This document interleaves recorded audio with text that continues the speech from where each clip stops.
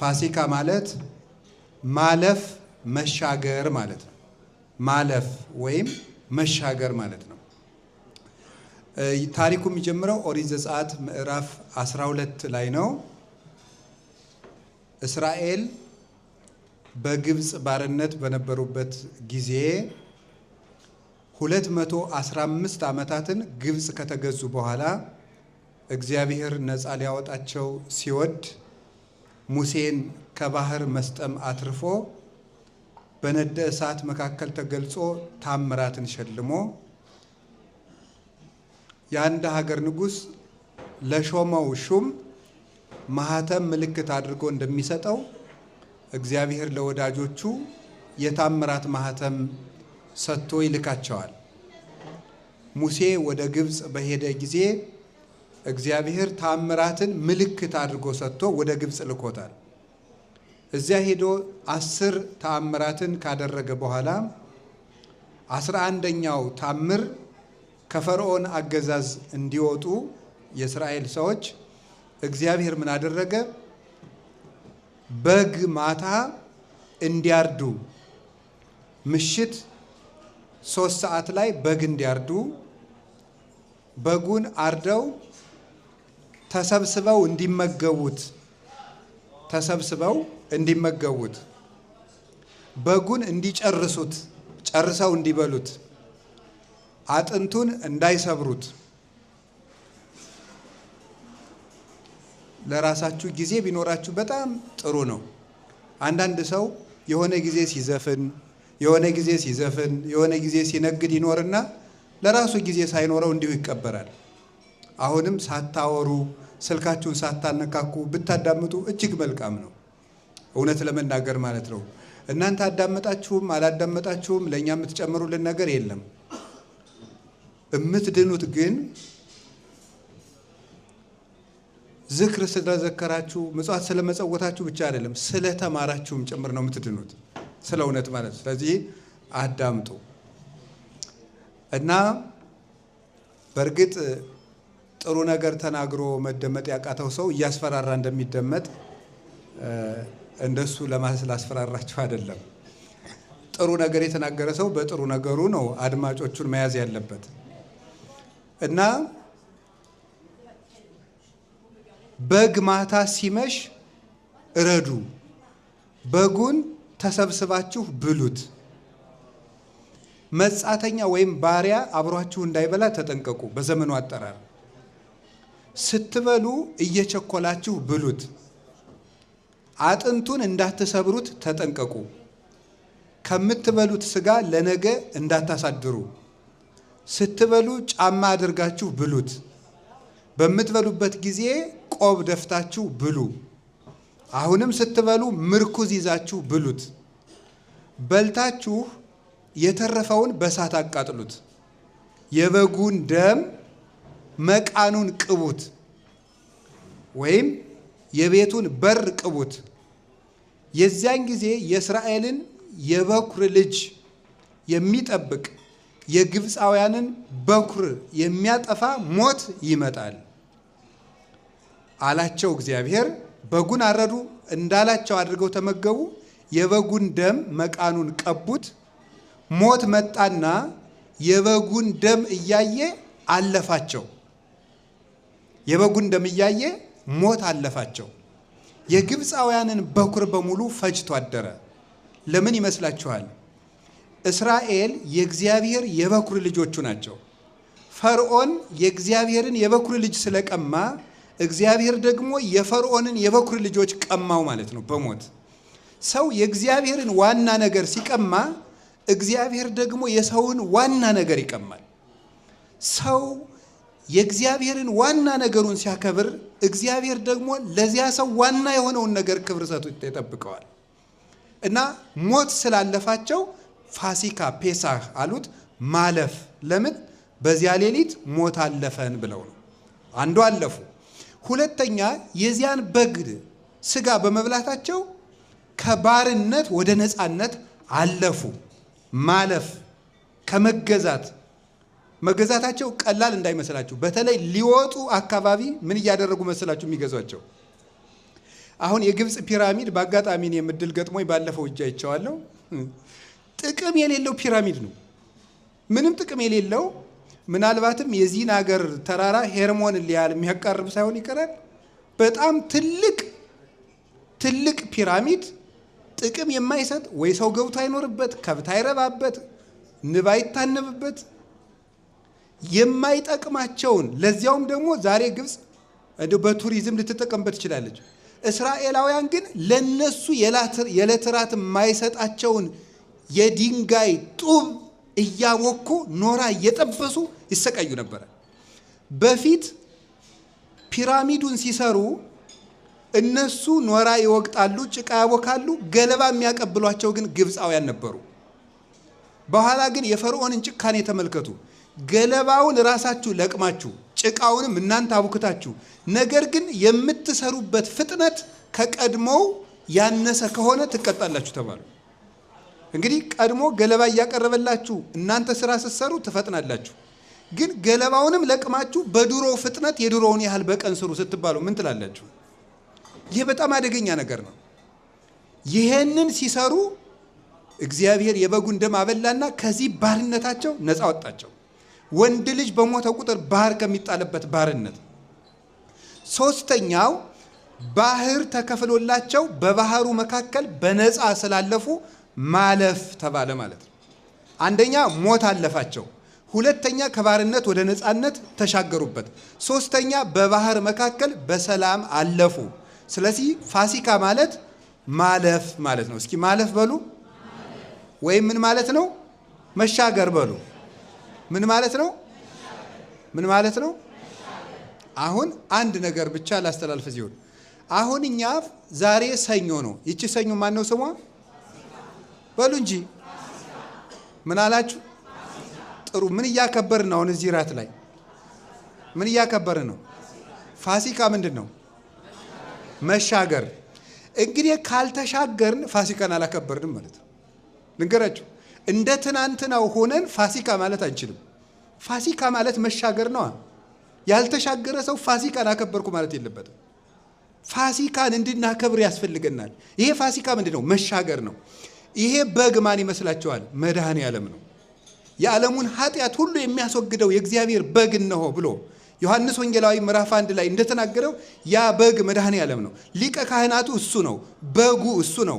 መስዋዕቱን የሚቀበለው ንጉስም እሱ ነው።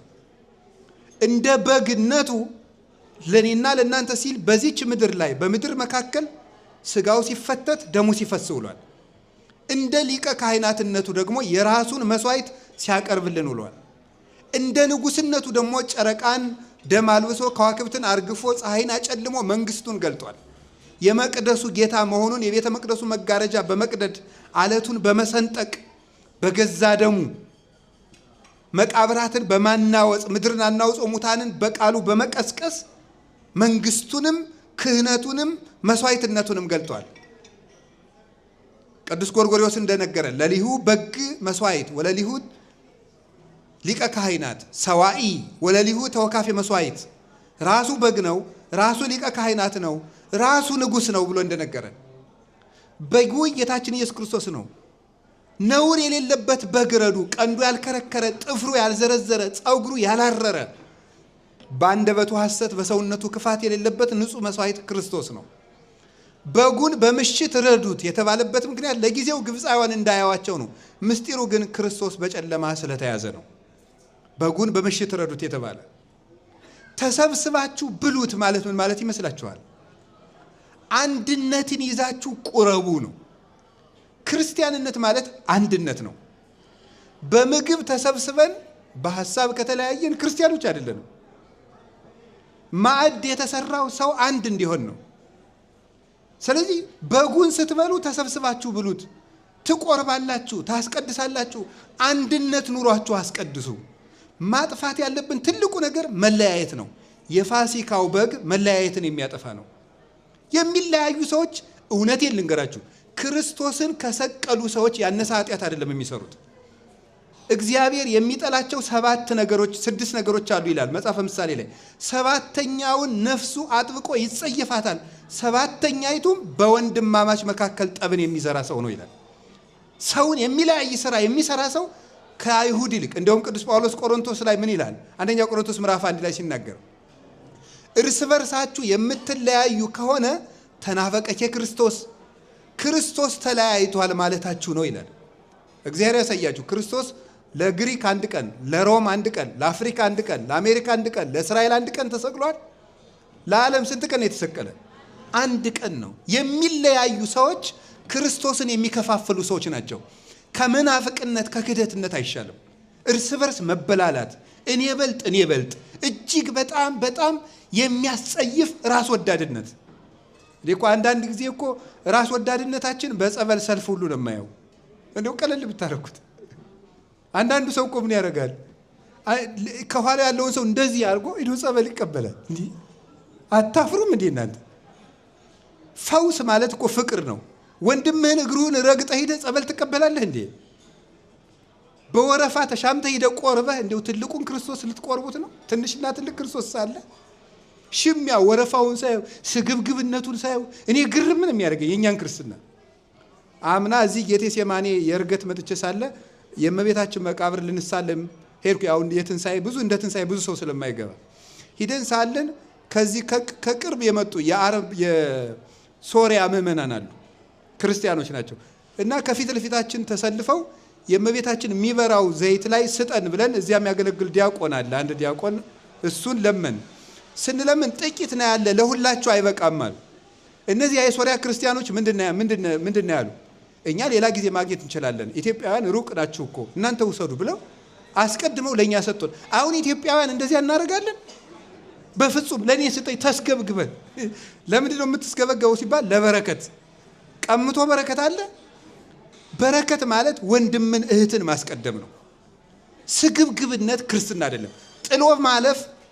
ጥሎ ማለፍ ወይ ካፒታሊዝም ነው ወይ ፖለቲካ ነው።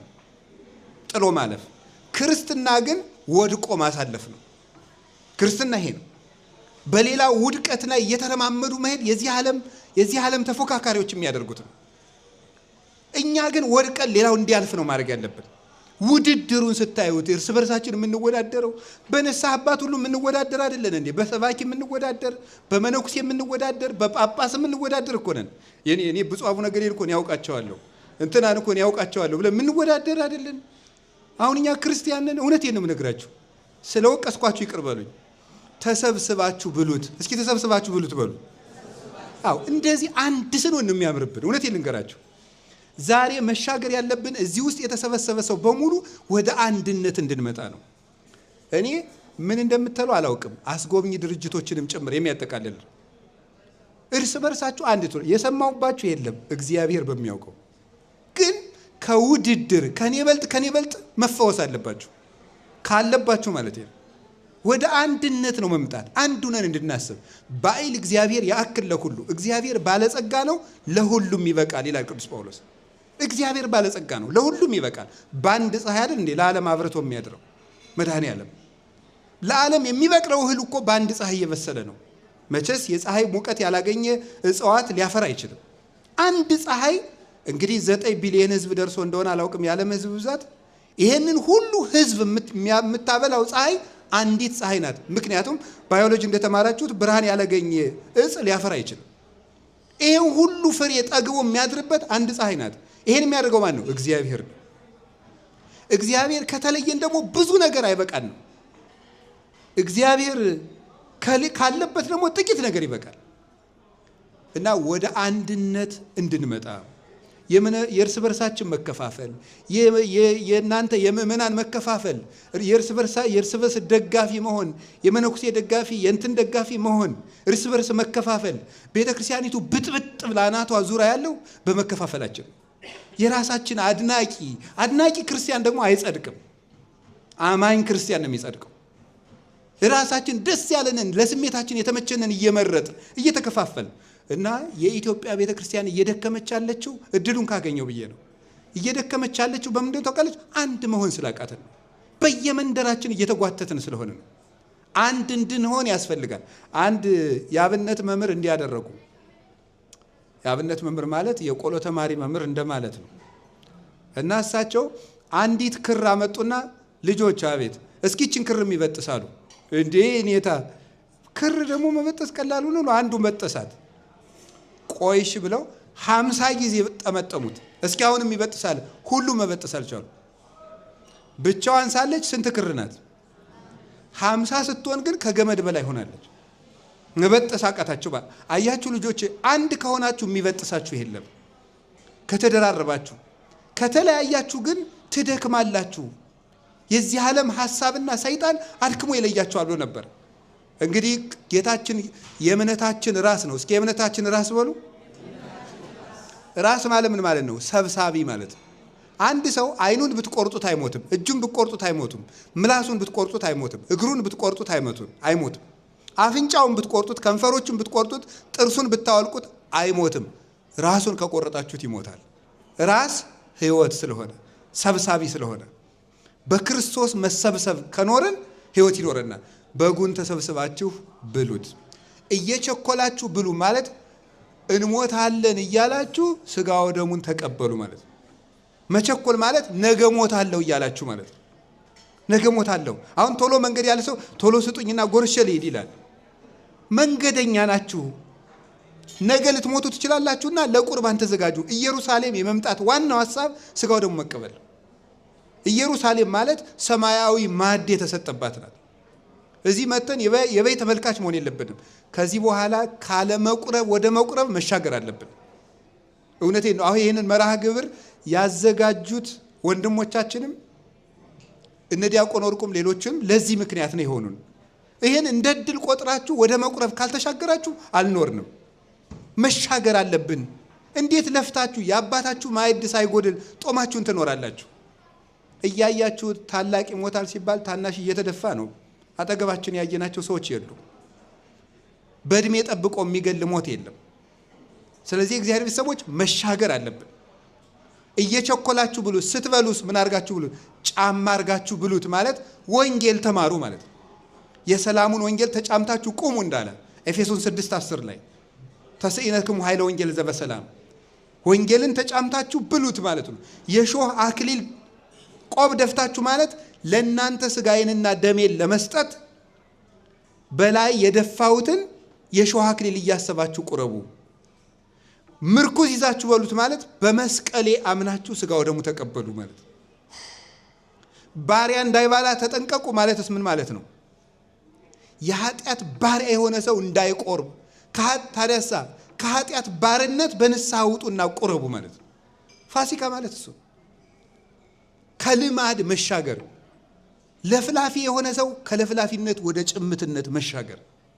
ሐሜተኛ የሆነ ሰው ከሐሜተኛነት ወደ አንዳንዱ ሰው እኮ ሲሳደብ በስመ አብ ወወልድ ወመንፈስ ቅዱስ በስድብ ማስተርስ ያለው ነው የሚመስል።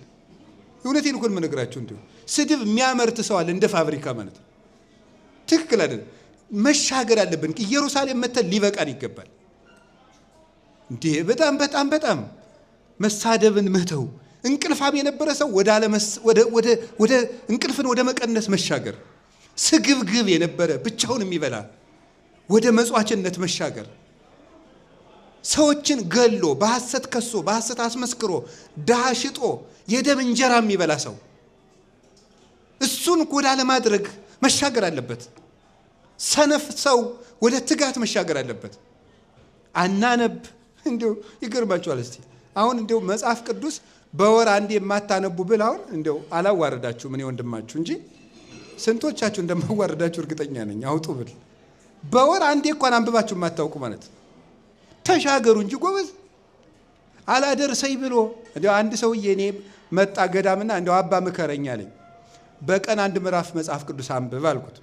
ሰውየው ትልቅ ማዕረግ ያለው ሰው ነው። እንዲህ ነው እንዲያ ነው አልላችሁ እና ጊዜ የለኝም ማለት በጣም ቱማች ቢዚ ነኝ አባ እኔ ስብሰባ ይበዛኝ አለኝ። እኔ ያልኩትን አንድ ነገር ልንገራችሁ። ደቂቃ ይዤ መጽሐፍ ቅዱስን አንብብ አልኩት። ደቂቃ እንዳያስኩ አያውቅ። አንብቦ ሲጨርስ ምዕራፉ ሲጨርስ አቁም አልኩት። የፈጀበት 2 ደቂቃ ከ17 ሰከንድ ነው የፈጀበት እና 2 ደቂቃ ከ17 ሰከንድ የለውም ይሄ ሰውዬ። ፌስቡክ ላይ የምታነቡት 17 ደቂቃ አይፈጅም። ራሱ የምታነቡት ቴክስታችሁ ራሱ የምትላላኩት ቴክስት 20 ደቂቃ አይፈጅም። እንደው መቼ ነው የምንሻገረው ዘመዶቼ? እንሻገር። እዚህ መተን ሆ ሆ ሆ ማለት አይደለም። ተሻገሩ። ፋሲካችን ክርስቶስ ታርዷልና አሮጌውን እርሾ አስወግዱ። አንደኛ ቆሮንቶስ ምዕራፍ 5 ቁጥር 7 ላይ እስመ በፋሲካነ ተሰቅለ ክርስቶስ፣ ፋሲካችን ክርስቶስ ታርዷል፣ አሮጌውን እርሾ አስወግዱ። አመላችሁን ማለት ነው። ቂምን መተው። እኔ አንዳንዱ ሰው ምን ይላል? እኔ ቂም መያዝ አልወድም። በነገራችሁ ላይ ያው አብረን አንቀጥልም ነው እንጂ ቂም መያዝ አልወድም ይላል። ይሄ የዘመነ ቂም ነው ደግሞ ይሄ። እንዴት ነው አብረን አንቀጥልም ግን ቂም አላስኩም ማለት ምን ማለት ነው? ቂም ማለት ምን ማለት ነው? አንድን ሰው ስታስቡት ደስ የማይላችሁ ከሆነ እሱ ቂም ነው። ቂም የያዘ ሰው ደግሞ ነፍሱን በሁለት መንገድ ይበቅላታል። አንደኛ የእግዚአብሔርን ሕግ በማፍረስ ይቅር እላችኋለሁና ምን በሉ ብሏል ጌታ? ይቅር በሉ ብሏል። ሁለተኛ ደግሞ እሱ ይቅር ሲል እግዚአብሔር እሱን ይቅር ይለው ነበረ። ይቅር ባለማለቱ ለነፍሱ ምን አሳጣት? ይቅርታ አሳጣት ይላል። የራስህን ነፍስ ትበቅላለህ ማለት ወደ ይቅርታ መሻገር። ይሄ መንደረኛነታችን ሁሉ መሻገር አለበት። መሻገር። ከዚያስ ሐሞት ጨምራችሁ በሉት። ለጊዜው ስጋ በልቶ ሐሞት ሲጨምሩበት ይሄ የበላ ነው ይበታተናል። ጥሩ ነው ሐሞት። ምስጢሩ ግን ምንድን ነው? እኔ ለእናንተ መራራ ሐሞት እንደጠጣሁላችሁ መራራ ነገርን እየታገሳችሁ ስጋ ወደሙ ተቀበሉ። ክርስቲያን ሁኑ፣ መራራ ነገር ቻሉ ነው። እሱን ነው የነገረን። የተረፈውን በሳት አቃጥሉት ማለት የተማራችሁትን ተምራችሁ ሌላውን እግዚአብሔር ያውቃል በሉ ማለት ነው። እሳት የተባለ እግዚአብሔር ነው። እግዚአብሔር ያውቃል በሉ። እሱን ሲለን ነው ጌታ መቃኑን ቅቡት። መቃኑ ማለት በሩ ነው። የክርስቲያኖች ከንፈር የክርስቶስ ደም ካለበት ሞት ያልፋቸዋል። የቤቱ በር የተባለው የክርስቲያኖች ከንፈሮቻቸው ናቸው። የበጉ ደም የተባለ የክርስቶስ ደም ነው። እሱን የቆረቡ ሰዎች ሞት ያልፋቸዋል። ከሞት እንኳን አክሊል የሚያገኙበትን ሞት ይሞታሉ። ስለዚህ የእግዚአብሔር ቤተሰቦች እኔ የምላችሁ ሞት እንዲያልፋችሁ ከፈለጋችሁ እኔ ነግራችኋለሁ። ኢትዮጵያም እያያችሁት ነው፣ በየስፍራው ሞት ነው። እዚህም ቢሆን እኔ አልናገርም።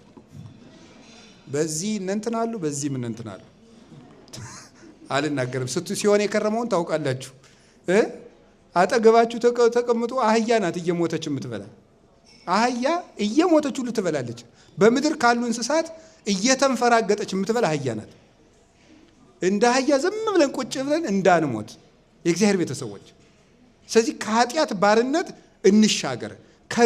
ግብፅ ማለት ድንቁርናን ከድንቁርና መውጣት አለብን። ከመለያየት ወደ ርስታችን ወደ ቤተ ክርስቲያንና ወደ መንግሥተ ሰማያት እንሻገር። እግዚአብሔር ያሻግረን። እግዚአብሔር ያሻግረን። ወደ ቅዱስ ሥጋ ወደ ክቡር ደሙ ያሻግረን። ወደ ቤተ ክርስቲያን አንድነት ያሻግረን። ወደ ስርዓት ያሻግረን። ይሄንን ነው የምላችሁ። የመጨረሻዋ ሁለተኛዋ መልእክቴ አሁንም ያው ነው። አንድ ነገር ነው። አንደኛው ፋሲካ ማለት ምን ማለት እንደሆነ ልንገራችሁ። ፋሲካችን አሁን ማን ነው? ክርስቶስ ነው። ሁለተኛውን የምነግራችሁ አንድ ምሳሌ ብቻ ለመመሰል ነው። አሁንም ስለ አንድነት ነው የምነግራችሁ። ስለ ምንድን ነው ያልኳችሁ?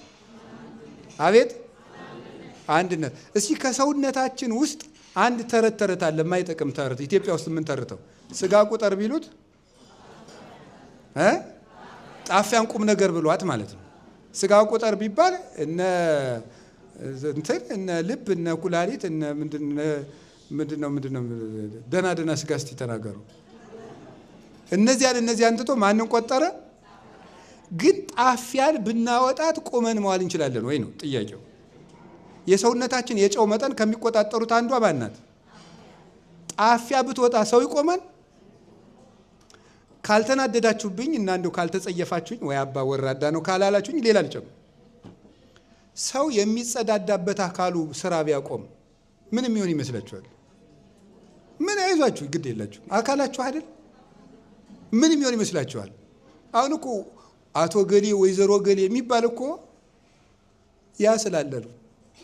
ባይኖር እኮ ማጌጥ አይቻል፣ መሽሞንሞን አይቻል፣ ነጭ መልበስ አይቻል፣ መኳንንት ወይዘሮ መባል አይቻል፣ ጌቶቹ እመቤቲቱ መባል የለ፣ መዋረድ ነበር የነበረው። ስለዚህ ምን አለ ቅዱስ ጳውሎስ? የምትንቀው አካልህ ክብርህ ነው አለ። እስኪ በሉ የምትንቀው አካልህ በሉ ምንህ ነው አለ? ክብርህ ነው አለ። የምትንቀው አካልህ ነው አክብሮህ የሚውለው። የምትንቀው አካልህ ቢጎል ግን ከብረህ መዋል አትችልም፣ ከብረህ ማደር አትችልም። ያ ማለት ምን ማለት ነው? የምትንቀው ወንድምህ የምትንቃት እህትህ ምንድን ነው ማለት ነው? ክብር ይሆናል። ሰውን አቅልለን ከማየት ሰውን ታናሽ ከማለት አሁን ይህንን አንድነታችን እንድናመጣው እውነቴ ነው። በጣም ደስ እኮ ነው የምንለው። ሰይጣን የሚቀናበት ትልቁ ነገር ምን እንደሆነ ልንገራችሁ፣ አንድነት ነው። ይህን ነው ማጥበቅ የፈለግኩት። ህዋሳት ቢለያዩ መቆም ይችላሉ? እስኪ አንድ ነገር ላሳያችሁ። ለምሳሌ እኔን የጥፍር በሽታ ጥፍር መጥመጥ ይባል ነበረ በድሮ።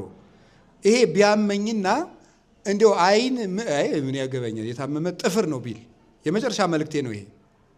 እንዲያው ጥፍር ነው የታመመ እኔ ምን አገባኝ ቢል ምን የሚገጥም ይመስላችኋል? ቆይ ምን እንደሚገጥመው ላሳያችሁ። አይን ሲወዘወዝ ምን ይሆናል ማለት ነው? እንግዲህ ሐኪሞቹ እንደነገሩን ይሄ ጭንቅላታችን ኮማንድ ሴንተር ነው የሚባለው አይደለም ነው? ምንድነው ኮማንድ ሴንተር? አሁን ለምሳሌ ጣታችን እኔ ሐኪም ጠይቄ ነው አልተማርኩም። ላልተማርኩት ነገር ይቅር በሉኝ። እዚህ ለምሳሌ እዚህ አካባቢ ሰው በመርፌ ቢወጋኝ እዚህ ውስጥ መርፌ ሲወጋኝ የሚያመኝ ለምን ይመስላችኋል? ሜሴጅ ትራንስሚተርስ አሉ አይደለም? ሴሎች አሉ። እነዚህ ሴሎች ለጭንቅላቴ በዚህ ግዛት በኩል ችግር ተፈጥሯል ብለው ስለሚነግሩት ነው።